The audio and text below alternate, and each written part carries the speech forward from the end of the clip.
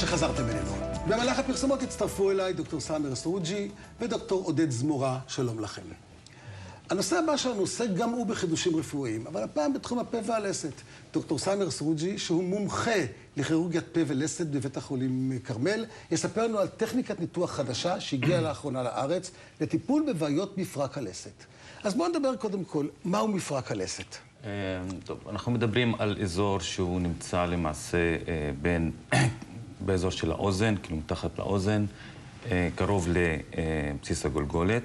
הפרק הזה למעשה הוא אחד הפרקים הכי פעילים בגוף, כי אנחנו מדברים כל הזמן ואוכלים כל הזמן. ולא עושים כל הזמן. כן.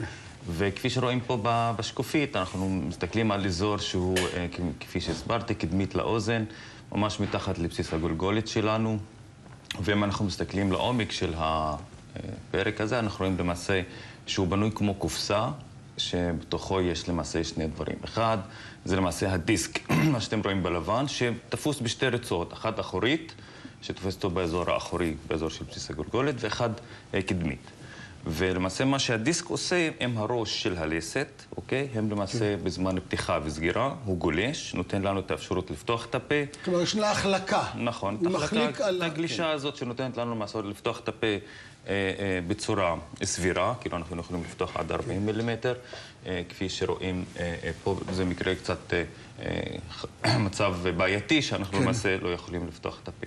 וזה המצב שאנחנו כאילו רוצים לדבר עליו, זה מצב שאנחנו במצב שקושי בפתיחת פה, אוקיי? מתקשים לפתוח את הפה שלנו, יש לנו בעיה להזיז את הלסת, מצד אחד, מצד שני, אנחנו מדברים גם על חלק של הכאבים באזור עצמו. מה יכולה להיות הסיבה שנוצרות בעיות במפרק הזה? זה הרי אחד המפרקים המתוחכמים ביותר, כי אני חושב שזה המפרק היחידי שעצם שעובדת בין שני מפרקים. למעשה הוא עובד דו צדדי, וכאילו אי אפשר להפעיל פרק לבד, כאילו צריך להפעיל אותם ביחד. צריכים לעבוד באופן סימולטני. עכשיו, הסטטיסטיקה אומרת, וזה שנוי ממקור למקור, אבל כולנו באיזשהו שלב בחיים חווים איזושהי בעיה או כאב באזור של פרק הלסת מסיבות שונות. אחד הדברים המאוד אופייניים לכאבים באזור של פרק הלסת הוא מצב של סטרס. אנחנו מפעילים את השרירים שקשורים באזור של הפרק עצמו, ואז אנחנו עושים מצב של הפעלת יתר של אזור של פרק הלסת. מה רק נגיד שכשאנחנו נמצאים בסטרס, יש לנו הפרשה של אדרנלין, כל הגוף נמצא במתח, נכון, וקשיחות שלה. התנועה הזאת היא תנועה שנועלת. נכון. עכשיו, זה מצב שהוא מאוד אופייני גם באופן כללי של אנשים שיש להם מה שנקרא חריקת שיניים. כאילו, אנחנו חורקים כל הזמן את השיניים שלנו, בזמן שאנחנו חורקים את השיניים, זה מערך אחד שלם. כולם לא חורקים שיניים? כי יש ילדים שיותר או כאלה שפחות, או יש רק... נכון, אני אומר, כאילו, במצב רגיל יש כאלה שחורקים שיניים באופן חזק, יש כאלה יותר קל, אבל ברגע שאנחנו נכנסים למצב של חריקת שיניים, אנחנו מפעילים את הפרק ביתר סט, אנחנו מעמיסים אותו ביתר סט, אוקיי, ואז גורמים למעשות לבעיות שם, אוקיי, בתוך הקופסה עצמה. זה כמו שאתה מפעיל כל מפרק בגוף, אוקיי, בצורה מועמסת יותר, או בצורה, כמו שאמרתי קודם. ולכן, כאילו, זה אחת הבעיות הקלאסיות שאנחנו רואים שם, ומשם בדרך כלל מתחילים, כי אנשים בדרך כלל מתחילים להתלונן על כאבים שם, לפני שמתחילים להתלונן על דברים אחרים, על קושי בפתיחה או משהו כזה. אבל לפעמים הכאבים לא מופיעים שם, זה העניין. נכון. לפעמים באים אלינו בגלל כאבי ראש. לפעמים באים לרופא אוזניים בגלל כאבי אוזניים. נכון, זה קלאסי בגלל המיקום שלו, אוקיי? כאילו, שני דברים. הפרק עצמו נמצא כאילו במערך של שרירים של הלעיסה שלנו, את השיניים שלנו, אוקיי? הכל מערך אחד שמאזן אחד את השני. אם יש לנו כאבי ראש, חלק מכאבי ראש זה בגלל בעיות השרירים. אם אתה מפעיל את השרירים, אוקיי, באזור של פרק הלסת בעומס, אוקיי, נגיד אתה חורק שיניים בלילה כל הזמן, אז אתה קם בבוקר, יש לך כאבי ראש, קושי בפתיחת פה, כי יש לך קשיחות של הזה. מה המשמעות לטווח ארוך של אותה פגיעה, של אותו גירוי כל הזמן של המפרק? ועל זה כאילו מתחיל הסיפור של החמרה של המצב. ברגע שאתה מפעיל אותו, אוקיי, המבנה של הקופסה מתחיל להשתנות. ברגע שאתה מפעיל כל הזמן את הפרק, מה שנוצר שם, נוצר מצב של שחרור של חומרים דלקתיים. דלקתיים, יוצרת דלקת, שהיא לא דלקת חיידקית, אבל היא דלקת. דלקת. איך אתה מאבחן את הדלקת? אז זהו. אז יש, כאילו, יש את הבדיקה הקלינית הקלאסית שאנחנו בודקים, ובודקים את החולים האלה. קודם כל, חשוב מאוד בדברים האלה, זה ההיסטוריה הרפואית שלהם. אוקיי? כאילו, מה קרה להם בדיוק, אוקיי? מתי התחילו להרגיש את זה?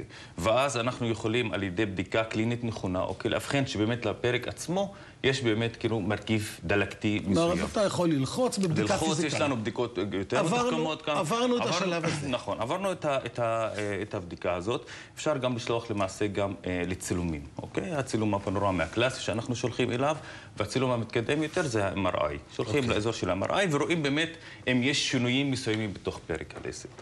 והשלב השלישי האחרון אפשר להגיד. נכון, שזה למעשה מה שאנחנו, המתקדם ביותר זה הארתרוסקופיות, שבאה למעשה מתחום של אורתופדיה.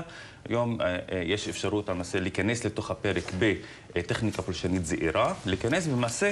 עם מערכת אופטית יכול להיכנס לתוך אותו פרק קטן ולהציץ לתוכו. נכון, ולהציץ ולראות מה קורה. בוא נראה. ופה בהתחלה, בשקופית הראשונה למעלה, אפשר למעשה לראות את הטיפול הראשוני. בגלל שהבחנו שיש שם דלקת, אמרנו שיש מדיאטורים דלקתיים, אז דבר ראשון אפשר לעשות טכניקה מאוד פשוטה, שקוראים לה ארתוסינתזיס, שטיפת פרק. אוקיי, המטרה שלה לשטוף כל המדיאטורים הדלקתיים מבפנים. זאת אומרת, שמוציא החוצה את כל הנוזלים הדלקתיים ושוטף אותם בסלעין או בכל חומר אחר, כדי באמת שזה. בשקופית למטה, אם אתם יכולים להחזיר את השקופית. נחזיר את השקופית הקודמת, כן. קודמת, בבקשה. דקה אחת, כן. ואז מה שאפשר למעשה להיכנס לתוך הפרק, בטכניקה, כן, מה שאתם רואים למטה, אתם רואים את האופטיקה העדינה, וזו האופטיקה הכי עדינה למעשה בגוף, שאפשר למעשה להיכנס ב-1.8 מילימטר, אוקיי, להיכנס לתוך הפרק עצמו, ולעשות זיהוי של המצב, של כל אזור ואזור. אין לנו עוד הרבה זמן, רק תגידו, מתי יש צורך בניתוח? באיזה מצב אתם מחליטים על ניתוח? טוב, במצבים, אנחנו מתחילים בדרך כלל במצב של טיפול שמרני, אוקיי? ברגע שהטיפול השמרני, שכלל פיזיותרפיה, שכלל צד לילה, כדי אנשים שלא יחרקו בלילה, או תרופות מסוימות שנותנים כדי באמת לעבור את השלב הדלקתי, אם זה באמת בשלב, בדרך כלל, אוקיי, חצי שנה זה לא עובר, אז אנחנו למעשה מתחילים בשלב של הארתרוסקופיה, בשלב של השטופות של הפרק, כדי למעשות את זה. וזה סרט למעשה שמדגים, נכנסים לתוך זה מה שרואים בתוך המפרק, נכון? בתוך המפרק עצמו, ואפשר למעשה לראות את האזורים השונים, אוקיי? זה הדיסק עצמו, וזה דברים מאוד חשובים לראות על הדיסק. כי אם יש בוחור, אוקיי? אם יש אדהזיות שם, אוקיי? זה הידבקויות. אם יש הידבקויות, אפשר להפריד אותם. אפשר להפריד אותם, אפשר להיכנס ולהפריד אותם, ולא רק זה, אפשר למעשה... הידבקויות זה צלקות כאלה שנוצרות ומגבילות את התנועה של המפרק. ולא רק זה, גם יכולות להפריע גם לא רק לתנועה, אלא גם לגרום לכאבים שם, והגבלות. אז זה מה שאנחנו עושים באמת את הבדיקה עצמה, ואז אפשר להיכנס בעוד חור אחר, אוקיי, ולעשות את ההפרדה, אפשר לעשות את זה גם בלייזר, אפשר לעשות את זה גם בצורה מכנית, וגם אפשר להזריק שם חומרים, אפשר להזריק סטרואידים וכל הדברים האלה, ואנשים בדרך כלל מגיבים מאוד יפה. דבר אחרון גם שאפשר לעשות בדיקה אונליין, לתת לבן אדם לפתוח ולסגור את הפה, אוקיי, ולראות איך התנועה של הדיסק, תוך כדי ראייה, נכון. ואז לראות באמת, האם באמת הדיסק נתקע, האם הדיסק לא נתקע, האם יש צורך עכשיו להיכנס בעתיד לעוד ניתוח כדי לקשור את הדיסק או לטפל בדיסק בצורה יותר. מה כולל תהליך ההחלמה? לשתוק ולא לאכול? לא, בדרך כלל ההחלמה היא מאוד מהירה, בגלל שבאמת אנחנו לא נכנסים במילימטר. זה לא ניתוח שמזיק הרבה, הוא ניתוח עדין. נכון, מזיק ממש מאוד מאוד קטן. הגיל הוא פקטור בהצלחה של המפרק? בדרך כלל הגיל זה באמת לא פקטור, הממצאים הם פקטור מאוד חשוב בהצלחה של זה. כאילו מה אנחנו רואים בתוך הפרק? שאנשים בגיל מאוד צעירים שהפרק שלהם איזושהי סיבה שיכולה להיות גם סיסטמית, יש להם בעיה, וההצלחה היא נמוכה, ואנשים מבוגרים, ויש להם ממצאים הם פחות קשים, ואז ההצלחה היא מצוינת. תודה רבה לדוקטור סאמר סרוג'י. כעת אנחנו נעבור לנושא הבא. מחקר חדש בוחן את יעילות השימוש בתרופות המשמשות באופן שגרתי לטיפול במחלות לב, ליתר לחץ דם, לדלקת פרקים ועוד. על חזרת גידול ממאיר של המעי הגס לאחר כריתתו. נמצא איתנו דוקטור עודד זמורה, מומחה לכירורגיה כללית במרכז הרפואי שיבא. בואו נתחיל, דוקטור זמורה, מהו סרטן של המעי הגס? בכמה מילים. סרטן המעי הגס הוא הגידול השלישי בשכיחותו בעולם המערבי, ומדי שנה לוקים בו מאות אלפים ברחבי העולם וגם בישראל.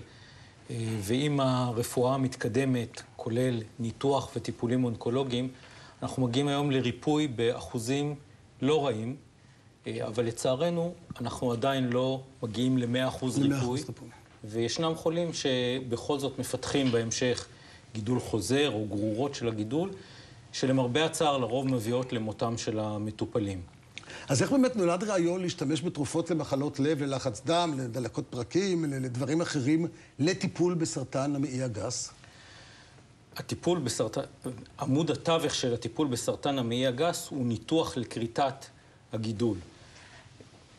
הניתוח אומנם הוא הצ'אנס העיקרי להירפא מהמחלה, אבל הוא במידה מסוימת גם חרב פיפיות, כי הוא מעמיד את הגוף במעמסה כבדה מאוד, סטרס, שגורם גם לדיכוי של מערכת החיסון ולחולשה כללית שהיא תקופה מאוד רעה במלחמה של הגוף בתאי סרטן. ובעצם בתקופה שסביב הניתוח ישנם תאי סרטן שיכולים להיקלט באתרים שאחר כך הופכים להיות גרורות, או תאי סרטן שכבר נקלטו במקומות מסוימים, אבל מערכת החיסון עוד יכולה לתקוף שומרת אותם בשקט או תוקפת אותם, והדיכוי החיסוני או החולשה נגיד של הגוף אחרי ניתוח גורמת להם להתפרץ דווקא אחרי שהסרנו את הגידול, בעצם הטיפול העיקרי. אז בוא ספר לנו על המחקר. אז המחקר בעצם נולד במעבדות של המחלקה לפסיכולוגיה באוניברסיטת תל אביב, רעיון מחקרי שהם כבר עובדים עליו שנים רבות, בראשותו של פרופסור שמגר בן אליהו, כאשר הם בעצם זיהו מנגנון בתוך מערכת החיסון, שמתווך את הדיכוי החיסוני, ונגיד בלשון עממית את החולשה הזאת, שמופיעה לאחר סטרס. וברגע שזוהה המנגנון, היה אפשר בעצם למצוא גם התערבות טיפולית שתוכל לשנות את המנגנון הזה, להעצים אותו, לדכא אותו, ומה שהתרופות האלה עושות, הן מפחיתות את הדיכוי החיסוני שמופיע אחרי הניתוח. אולי נגיד במילה אחת שמערכת החיסון שלנו מושפעת ממצבים נפשיים. התחום של